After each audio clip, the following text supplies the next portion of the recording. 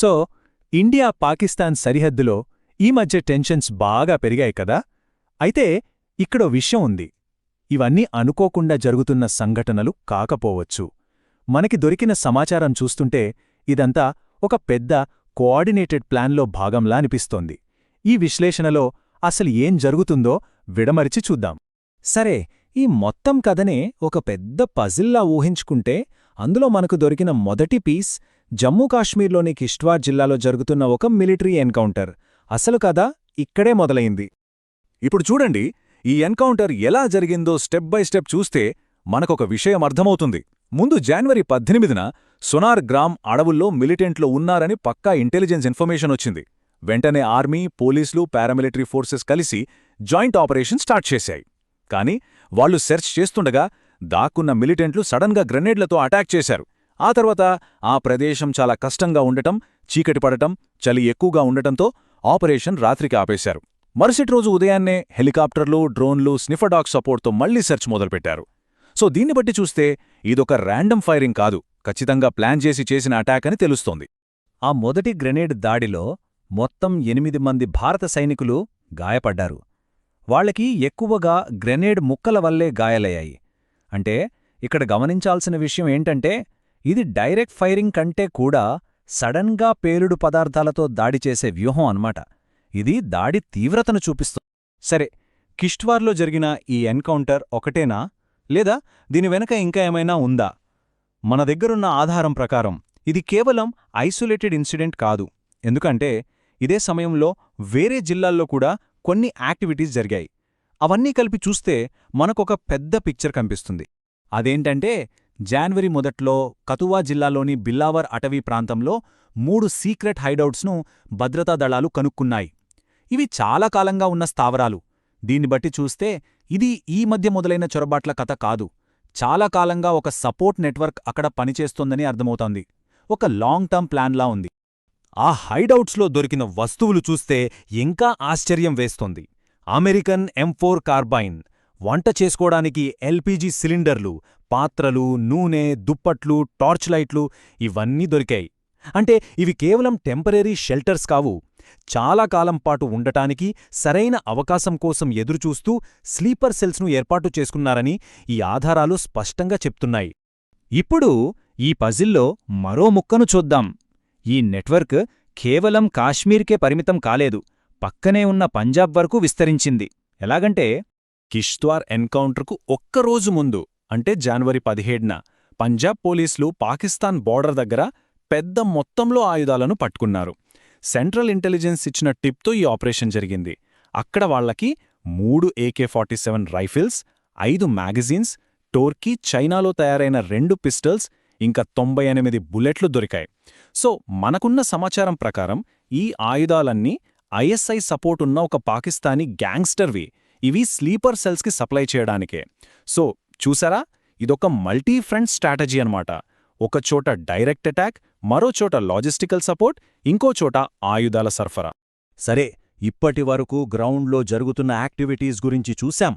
కానీ ముప్పు కేవలం భూమిమీదే లేదు, ఆకాశం నుంచి కూడా వస్తోంది. ఇంకా చెప్పాలంటే ఇది చాలా సోఫిస్టికేటెడ్ థ్రెట్.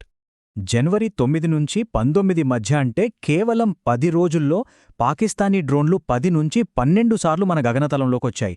జమ్మూ, కాశ్మీర్, రాజస్థాన్ ఈ ప్రాంతాల్లో ఎక్కువగా కనిపించాయి. సో ఇన్నిసార్లు రావడం చూస్తుంటే ఇవి పొరపాటునే వచ్చినవి కావు. ఇది ఒక సిస్టమాటిక్ రెకనైజెన్స్, అంటే గూఢచర్యం కోసం చేస్తున్న ప్రయత్నమని అర్థమవుతోంది. దీని వెనుక ఉన్న థియరీని బ్లైండ్ స్పాట్ థియరీ అని పిలుస్తున్నారు. దీని కాన్సెప్ట్ ఏంటంటే మన రేడార్ సిస్టమ్స్లో ఉన్న వీక్నెస్లను వాడుకోవడం. అంటే ఈ చిన్న డ్రోన్లు చాలా తక్కువ ఎత్తులో లోయల గుండా, కొండల వెలక నుంచి ఎగురుతాయి. దీనివల్ల అవి రేడార్స్ లైన్ ఆఫ్ సైట్కు చిక్కవు. ఇలా చేయడం వల్ల మన ఎయిర్ డిఫెన్స్లో ఉన్న గ్యాప్స్ ఎక్కడెక్కడున్నాయో వాళ్లు మ్యాప్ చేస్తున్నారు. ఈ డ్రోన్ మిషన్కి 2 లక్ష్యాలున్నాయని స్పష్టంగా తెలుస్తోంది. మొదటిది రాడార్ గ్యాప్స్ను మ్యాపింగ్ చేయడం. అంటే భవిష్యత్తులో దాడులు చేయడానికి, సేఫ్గా, ఎవరికీ దొరకకుండా చొరబడటానికి రూట్స్ వెతుక్కోవడం. సింపుల్గా చెప్పాలంటే మన డిఫెన్స్ ఎక్కడ బ్లైండ్గా ఉందో ఒక మ్యాప్ తయారు చేసుకుంటున్నారు. ఇక రెండో లక్ష్యం మన రియాక్షన్ టైంని టెస్ట్ చేయడం. వాళ్లు కావాలనే లైట్లు ఆన్ చేసి డ్రోన్లు నెగరేస్తున్నారు. ఎందుకంటే మనం రియాక్ట్ అయితే మన పొజిషన్స్ ఏంటి, మన దగ్గర ఏ ఆయుధాలున్నాయి, ఎంత టైంలో రియాక్ట్ అవుతున్నాం, ఈ విషయాలన్నీ వాళ్లకు తెలిసిపోతాయి. సరే, ఇవన్నీ బాగానే ఉన్నాయి. కాని అసలు ప్రశ్న ఏంటంటే, ఇంత సడన్గా, ఇంత తీవ్రంగా ఈ యాక్టివిటీస్ ఇప్పుడే ఎందుకు జరుగుతున్నాయి? దీని వెనుక ఉన్న మోటివ్ ఏంటి? మన దగ్గరున్న ఆధారం ప్రకారం దీనికి సమాధానం కోసం మనం 8 నెలలు వెనక్కి వెళ్ళాలి. ఈ టైమ్లైన్ చూస్తే మనకొక క్లియర్ పిక్చర్ వస్తోంది. గత సంవత్సరం ఏప్రిల్ 25న పెహల్గాంలో లష్కరే తోయిబాకు చెందిన ఒక గ్రూప్ టెర్రరిస్ట్ అటాక్ చేసింది. అందులో 26 మంది చనిపోయారు. దానికి ప్రతీకారంగా మే 6, 7 తేదీల్లో ఇండియా ఆపరేషన్ సింధూర్ను లాంచ్ చేసింది. పాకిస్తాన్లోని మురిద్గేలో ఉన్న లష్కరే తోయిబా హెడ్ క్వార్టర్స్ను టార్గెట్ చేసింది. ఇప్పుడు అంటే జనవరి 2026న సరిహద్దు దగ్గర కోఆర్డినేటెడ్ అటాక్స్, డ్రోన్ చొరబాట్లు ఒక్కసారిగా పెరిగాయి. సో చూసారా, గతంలో జరిగిన దానికి ఇప్పుడు జరుగుతున్న దానికి డైరెక్ట్ లింక్ ఉంది. దీనికి మరింత బలమైన ఆధారం లష్కరే తోయిబా టాప్ కమాండర్ అబ్దుల్ రౌఫ్ జనవరి 15న చేసిన ఒక స్టేట్మెంట్. అతనేమన్నాడంటే, మురిద్కేలోని మసీదు పూర్తిగా నేలమట్టమైంది, అక్కడ కూర్చోడానికి కూడా ఏమీ మిగల్లేదు, ఈరోజు అంతా ముగిసిపోయింది. ఇది చాలా రేర్గా జరిగే విషయం. ఒక టెర్రరిస్ట్ లీడర్ బహిరంగంగా ఓటమిని ఒప్పుకోవడం. ఆపరేషన్ సింధూర్ వాళ్ళని ఎంతలా దెబ్బతీసిందో ఈ మాటలు చెప్తున్నాయి.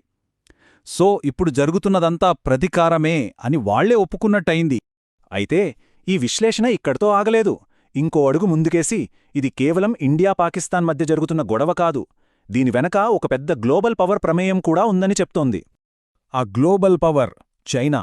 లష్కరే తోయబా కమాండర్ ప్రకారం చైనా వాళ్లకు 3 విధాలుగా సపోర్ట్ చేసిందట. మొదటిది రియల్ టైమ్ ఇంటెలిజెన్స్, అంటే ఇండియన్ ఆర్మీ మూవ్మెంట్సు, మన ఎయిర్క్రాఫ్ట్స్ టేకాఫ్స్ గురించి ఎప్పటికప్పుడు సమాచారమిచ్చింది. రెండవది ఆయుధాలు, పెహల్గాం దాడిలో వాడినవి మేడ్ ఇన్ చైనా ఆయుధాలని చెప్పాడు.